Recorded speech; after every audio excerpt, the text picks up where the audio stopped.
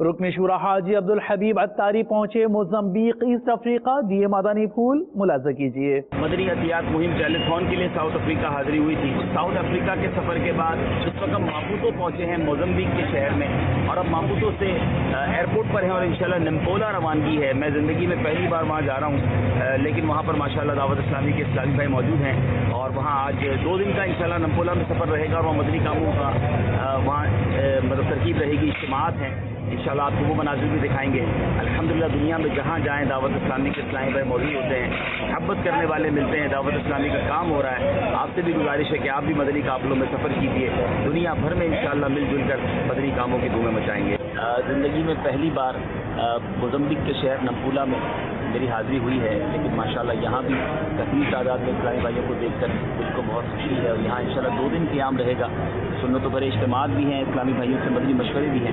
بہت اچھی بات یہ ہے کہ افریقی ممالک میں افریقن مسلمان جو ہیں وہ دعوت اسلامی کے مدنی ماحول کے ساتھ وابستہ ہیں۔ انشاءاللہ مزید یہاں کیا کچھ ہوتا ہے اور کیا کچھ ہو سکتا ہے، وہ مناظر بھی آپ کو